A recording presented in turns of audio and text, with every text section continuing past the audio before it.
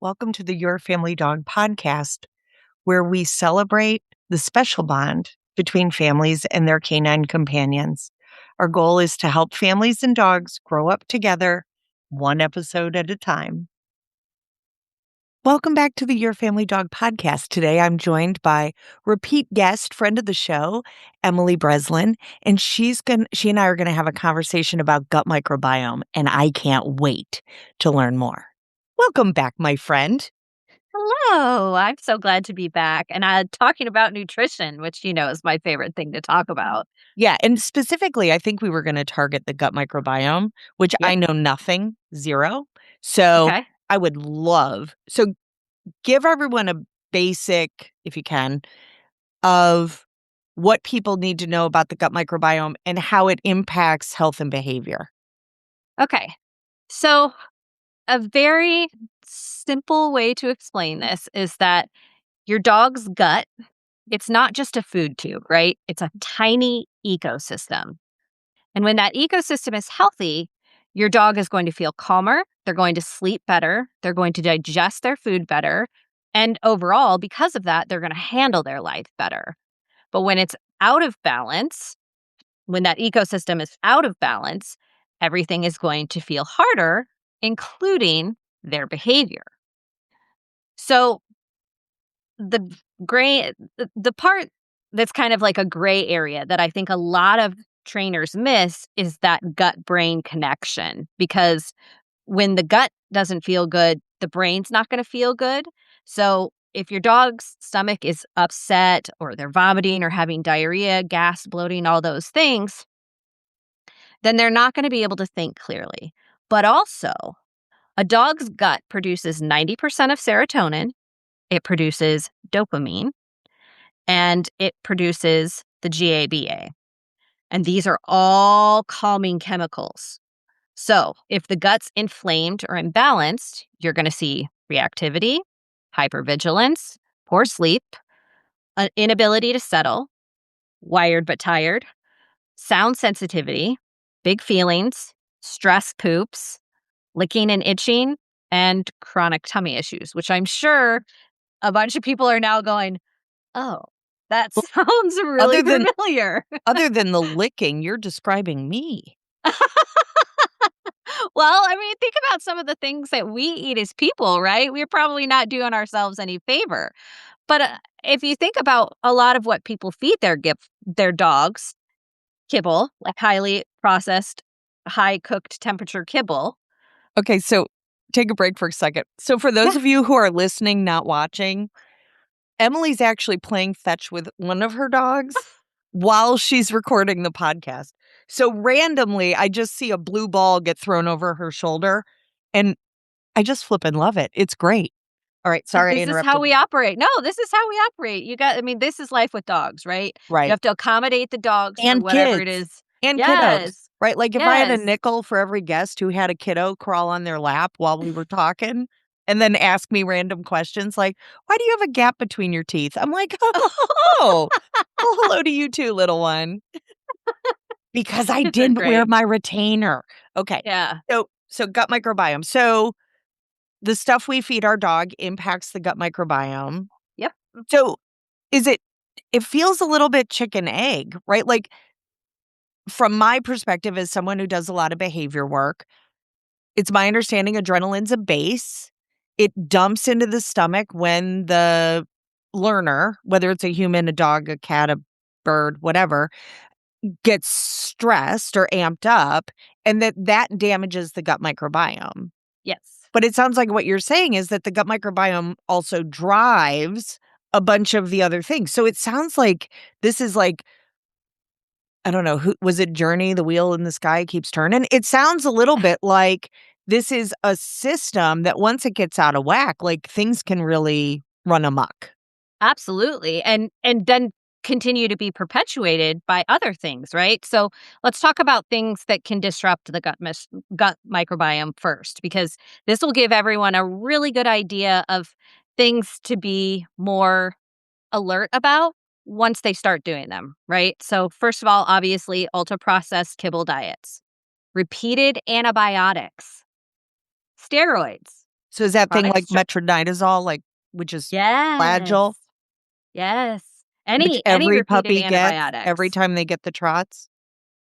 Yeah, so and I mean, that's the thing is that and we can go into that too if you want to, but there is a reason that I tell people that when your veterinarian tells you to use chicken and rice to help your dog recover from gut issues, that that is wrong.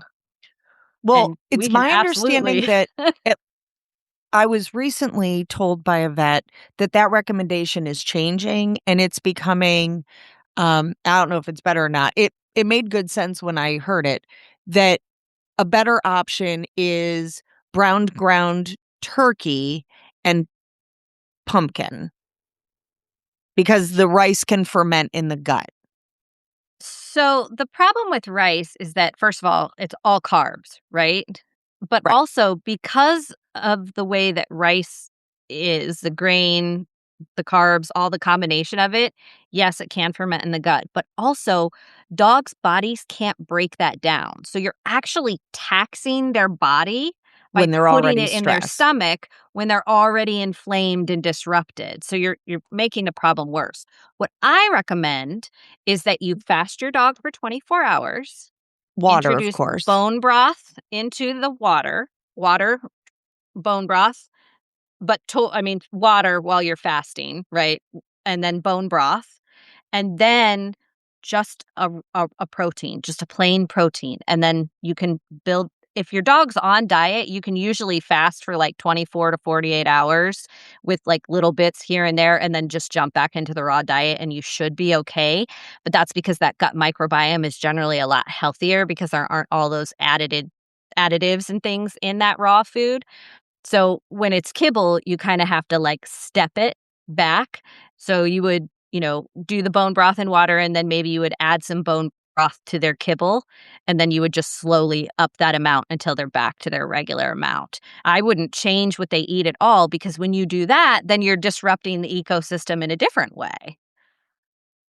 Well, that's interesting because when I've done turkey and pumpkin and then got them back on their like, then you did that slowly and then slowly reintroduce kibble, like over a day or 2, I haven't had a dog go back to having trouble. Like, that transition's been pretty easy. You So just have to be careful with pumpkin because pumpkin is a laxative for right, dogs. you don't do a ton. Yeah. You can That's have a you lot of can have fiber. an even worse problem because now you've got vomiting and diarrhea, and that's just, And and orange poop. I do try to warn people, like, the poop's gonna be orange, don't freak out. So, at what point are we banging up against, um, the concern that like, I love my vet. My vet's awesome. She's smart and pretty. I don't I don't wanna at what point are we arguing with the vet? well, let me just put it this way. Veterinarians are required to take 1 to 3 hours of nutrition courses. That's it. And their nutrition coursework and their books are provided by a large brand of kibble, and their stamp is right on the book. Okay, and it's there for everyone to see. It's a brand that I guarantee everybody knows what it is, and it's very out there public information. So if you Google it, you can probably find it. But it's information that is provided by a brand of food. And even though it is veterinary nutritionists, okay, most of the veterinary nutritionists in our ecosystem for nutrition stuff work for large brands of kibble. And large brands of kibble are worried about cost, not how Nutrition. effective the nutrition is for your So dog. does this go back to, I only recently watched it for the first time, the Pet Fooled, the documentary that was created to talk about the pet food industry and how wackadoo it is. That Yeah, so yes, there are 90%. standards, but they don't actually have to follow them because the FDA gives them grace about it. So and how they can word things and how it's not what it looks like it is, and it's kind of hoodwinking the consumer and our veterinarians because it's kind of designed to be, I don't want to say deceptive, but I do want to say deceptive. So 90% of what is on your dog food bag is marketing. Of course, And they are because allowed to dogs don't buy be the food, we do. they're So if allowed it to looks be healthy, if it's named healthy, we're like, "Oh, it's healthy." mhm, but they're allowed to be legally deceptive. Legally deceptive. Make sure you let that sink in, okay? Ouch. They're allowed to appeal to you as a buyer with minimal nutrition provided. And so I'm actually doing a series on my YouTube channel about how to read labels, what you should be looking for, why these things are important, and how to make better choices for your dog without getting lost in labels. Because there are dog foods out there that are better than Well, others. that's what I was gonna But say, right? Like, I use a brand that has a veterinary nutritionist on staff.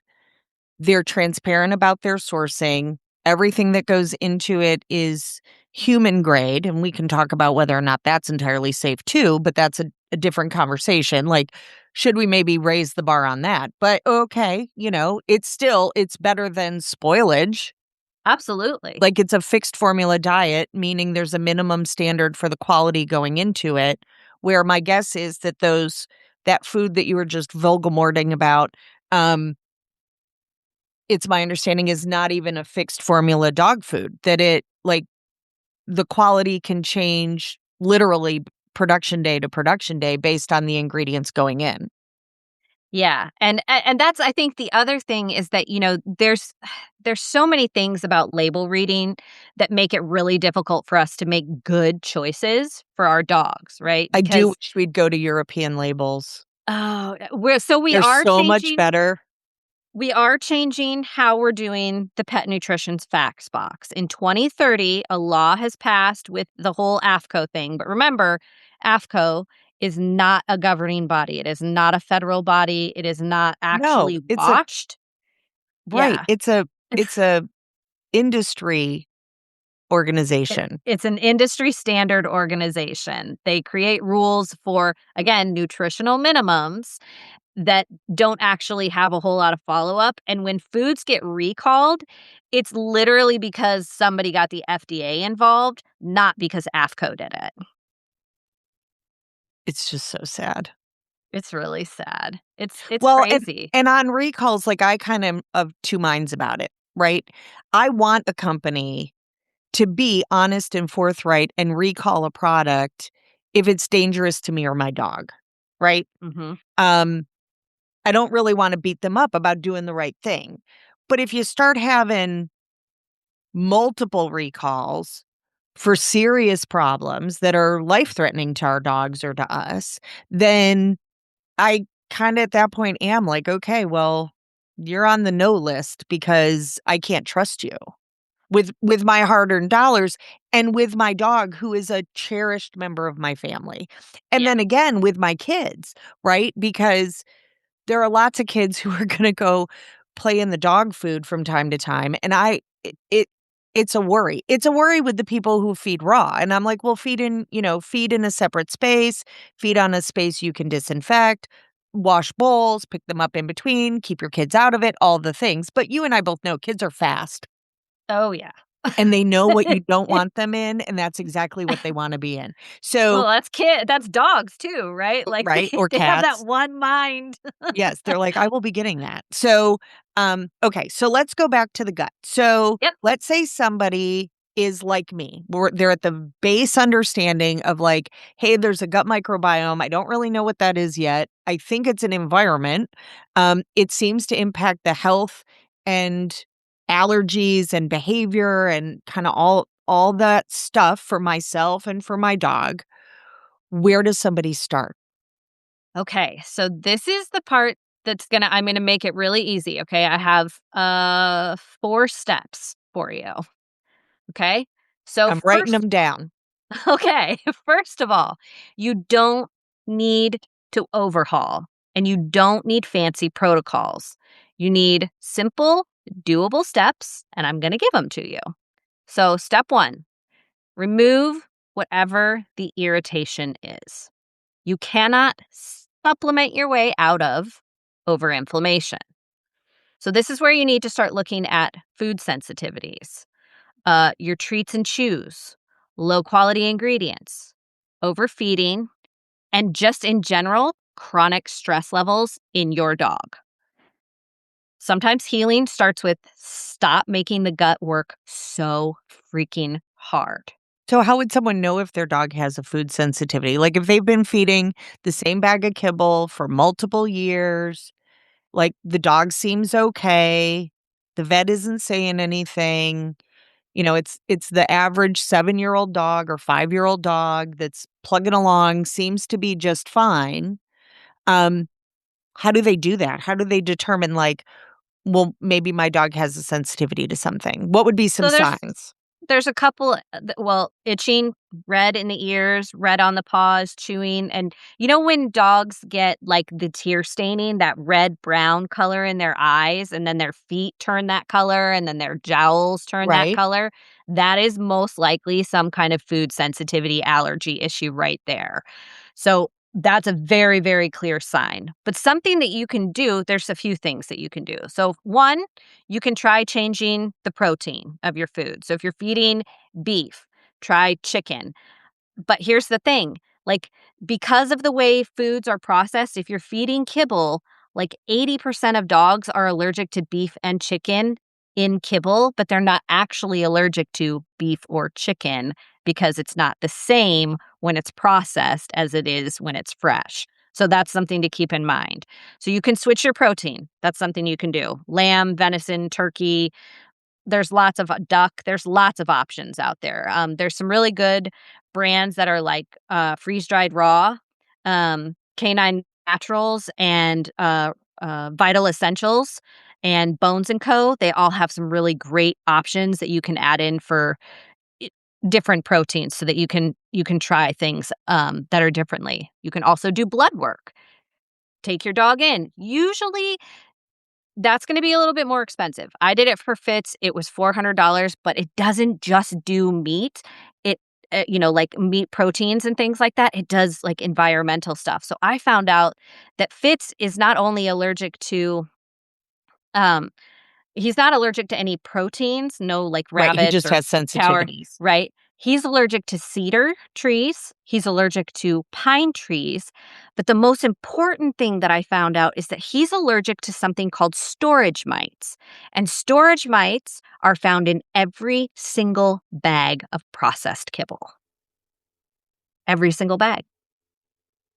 So So, you have you have heard to. of Nutriscan? Uh-uh. So, Nutriscan is a saliva-based sensitivity test that's peer reviewed. Okay. Um, and so you order the test kit. It's kinda like animal biome testing the gut microbiome. Um, you order the test kit, it comes to you. It's a organic cotton, um, like, rope toy. Dog plays with it, it absorbs saliva. And then there's instructions on how to send it back, and my client base has had a really good success rate when the vet can't solve whatever the sensitivity issue is. We've had even with blood tests, we've had success actually sorting it out with saliva-based testing. Nice. And I will have to look into that. it's probably only 5, 6, 7 years old. It's not that old. So a lot of the vets just don't know yet. Very cool. Yeah, that's definitely And do you something that I would recommend, like to. like, animal gut microbiome testing? Oh, yeah, for sure, because then you can, right? You can immediately tell if you have an issue. I have a dog, the one that's sitting right here for anybody who can see. He is my pancreatic dog. Like, he is the reason that I went down this nutrition hole in the first place, because he was having pancreatic flare ups every single month, like 2 times a month, vomiting, diarrhea, bloating, pain, constipation. It was a nightmare. I mean, I could see it days before it would set in, and we would have to, go through the whole thing, get him on the anti-nausea medication and get him on pain medication and just try to keep him comfortable while Well, I he mean, cleared it out of his system. my dog was basically, inpatient IVs for a week. Yeah, The one that it's just broke with terrible. pancreatitis, and he wasn't eating anything high fat. Like, nothing had really changed. So, not anything that I would be like, it wasn't like he got stuff that had, 38% fat or something. Even in a treat, which treats can be really fatty.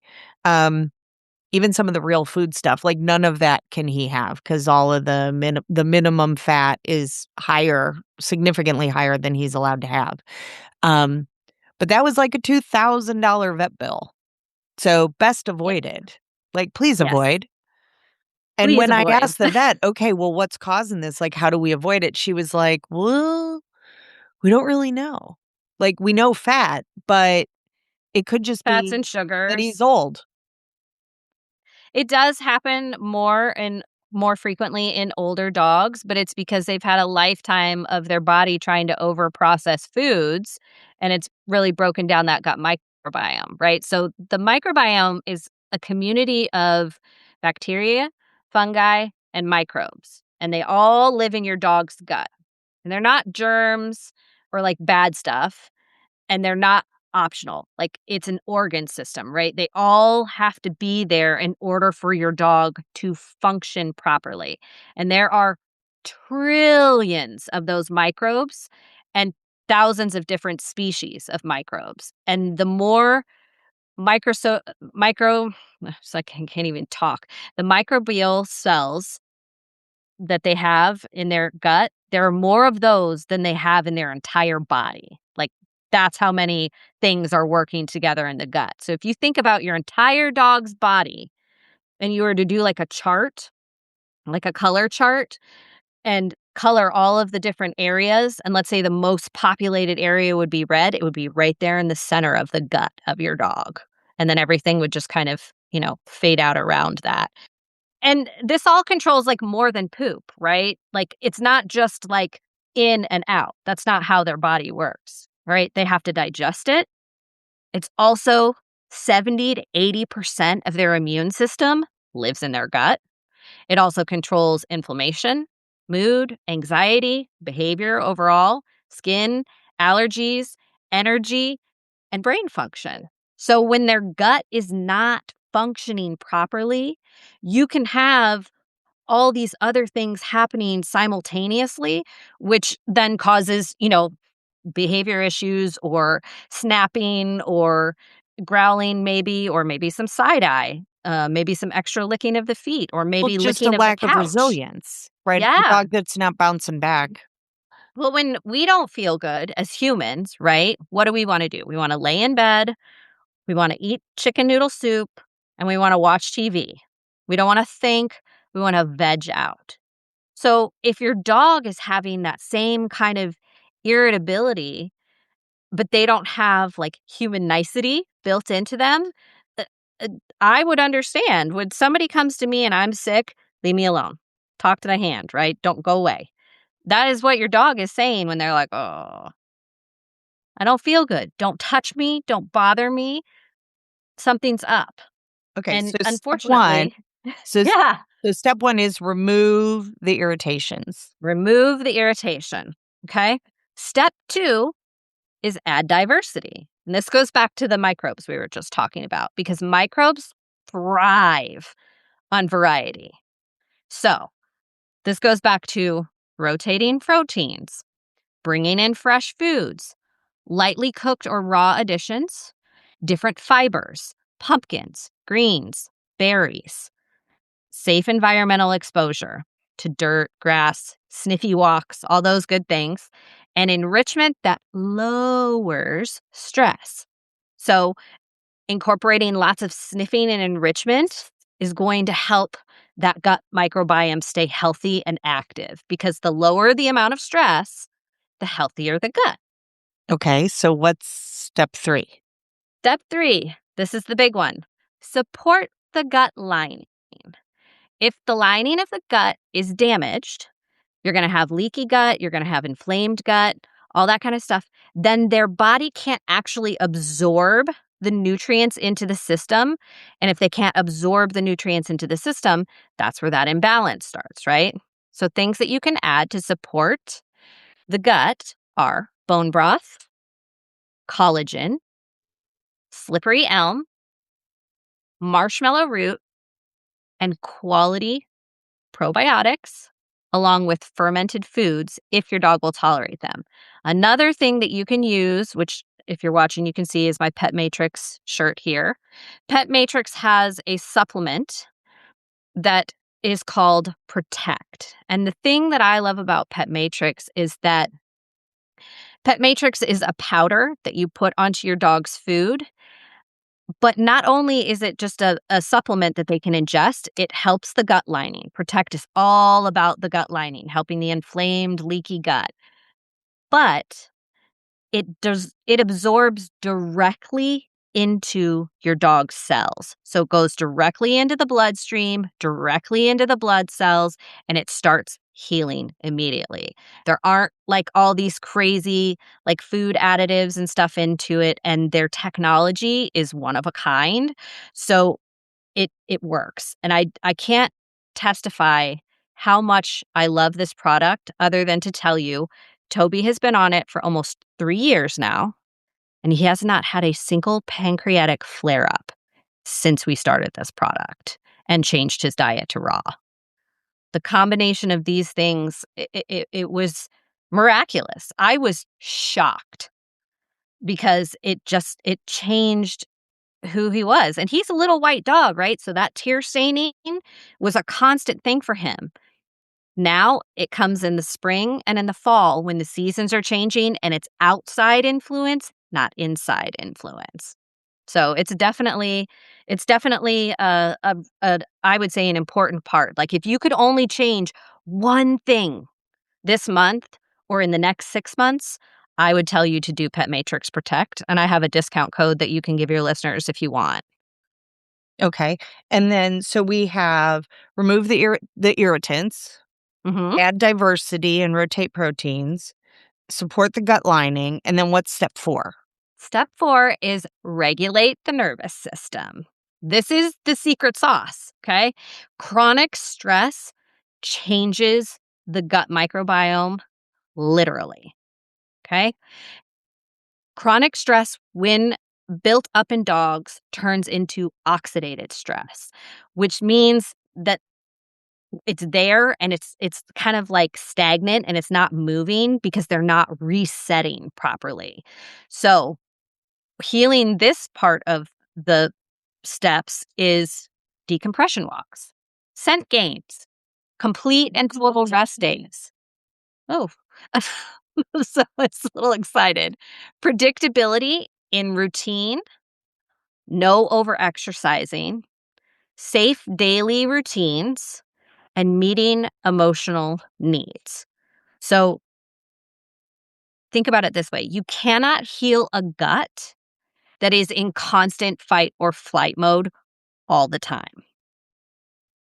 If you give them time to decompress, if you give them time to dive into those natural instincts and urges and really kind of invest in their mental and emotional state, you're going to help them balance out, and that stress is going to exit their body. Just like with us, with people, right? Like a little nap, a little afternoon, maybe a Friday night pizza night, things that we do, a bubble bath, things that we do to bring our own emotional state down. Yep. They're different for dogs, Pretty and sure that can be Dino really doesn't want a healing. bubble bath. Fitz does not want a bubble bath either. Thank you for joining us for this episode of Emily Breslin talking about the gut microbiome. The information was so great, and there was so much information that we decided to split it into 2 episodes. So you just finished part 1, and we look forward to sharing part 2 with you soon. That's it for today's episode. Thank you so much for spending part of your precious day with us. If you enjoyed the show, be sure to follow, rate, subscribe so that you never miss an episode. We'd love to hear from you. Connect with us on social media or email us at yourfamilydogpodcast@gmail.com. We'll see you soon.